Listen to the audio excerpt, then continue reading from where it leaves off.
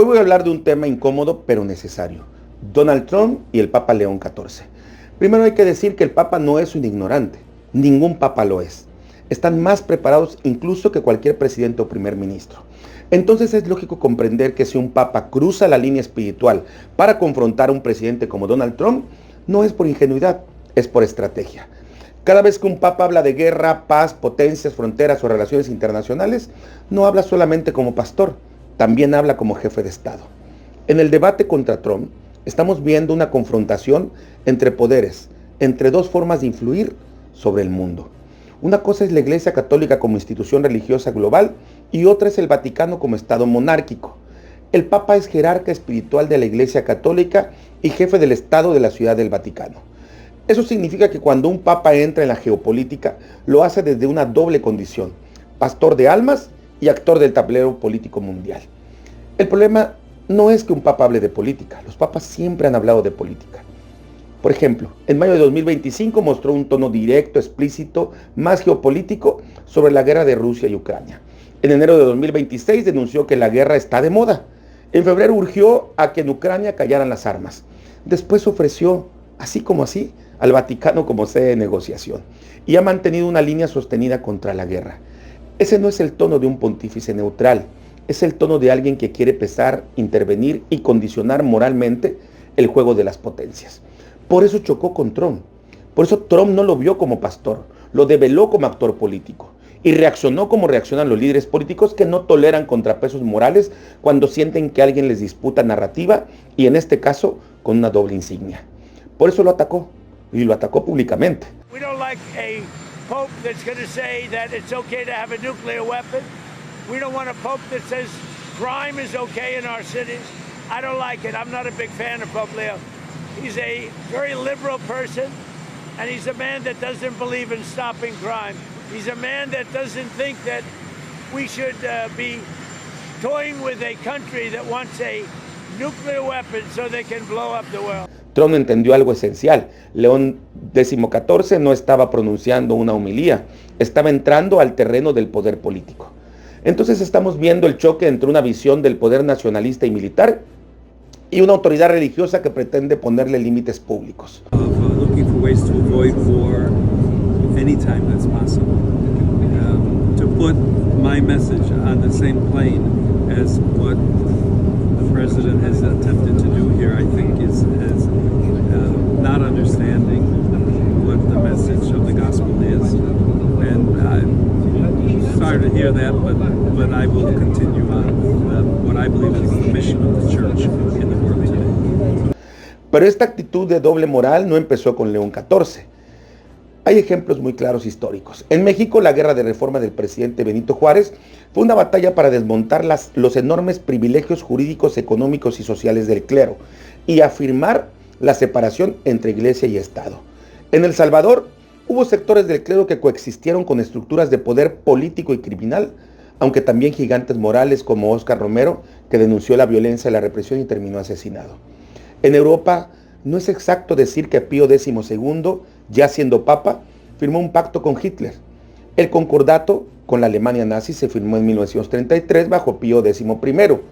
Eugenio Pacelli, el futuro Pío XII, era secretario de Estado del Vaticano, pero cuando asumió como Pío XII, su neutralidad diplomática, su silencio público ante el Holocausto, no se sabe si provocó o evitó más muertes. Ruanda es otro ejemplo. Ruanda evidenció también a la Iglesia. En 1994 hubo miembros del clero implicados en el genocidio de 800,000 personas y durante años la defensa institucional insistió en subrayar responsabilidades individuales. Pero en 2017 el Papa Francisco pidió perdón por los pecados y fallas de miembros de la Iglesia que se dieron al odio y la violencia.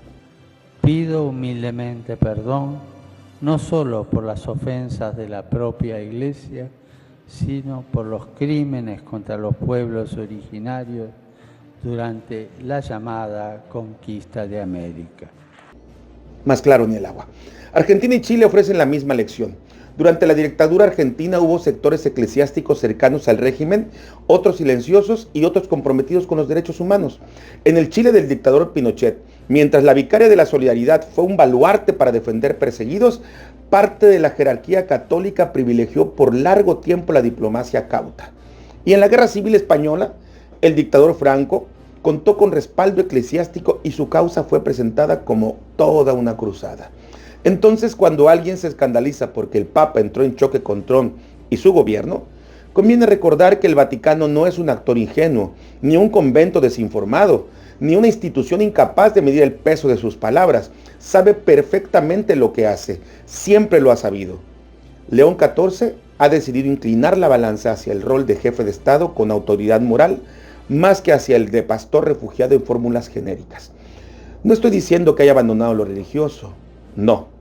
Y aquí está el punto más delicado. El Papa León XIV no siempre hace visible dónde termina el pontífice espiritual y dónde empieza el jefe de Estado. Y esa ambigüedad no es menor. Eso explica por qué esta no es una pelea superficial con Trump. Es algo muchísimo más grande. Es el choque entre la autoridad del nacionalismo duro, armado, electoral y soberanista y la autoridad moral transnacional y diplomática del Vaticano. En el Internet, justamente por esto, circula una presunta fractura del colegio cardenalicio en bloques rígidos. Sería imprudente afirmarlo, pero se pueden percibir tres grandes bloques en el entorno vaticano.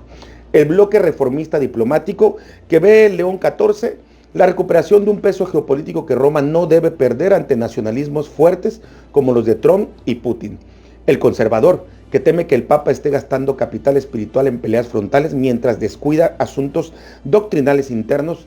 Y el institucional curial, la de quienes creen en la diplomacia silenciosa y temen que un Papa demasiado explícito deje de ser mediador para convertirse en actor más del conflicto. Y hay un factor adicional que no se puede ignorar: la nacionalidad del Papa. Él es nacido en Estados Unidos y sospechan que está ajustando cuentas con una determinada visión de la política norteamericana. Esa sospecha existe, se diga o no se diga. Estamos viendo un Papa que parece convencido de que la Iglesia solo conservará relevancia global en el siglo XXI si deja de ser una espectadora piadosa y se comporta como una potencia moral con voz de Estado, capaz de hablarle de tú a Washington, a Moscú y a cualquier centro real del poder mundial. Ahí está el fondo del debate. La verdadera disyuntiva por definir es qué debe ser hoy el papado en un mundo brutalmente polarizado. Esto es Juicios del Poder con Jonathan Estrada Internacional para Escudo de las Américas desde El Salvador. Aquí analizamos el poder sin permiso.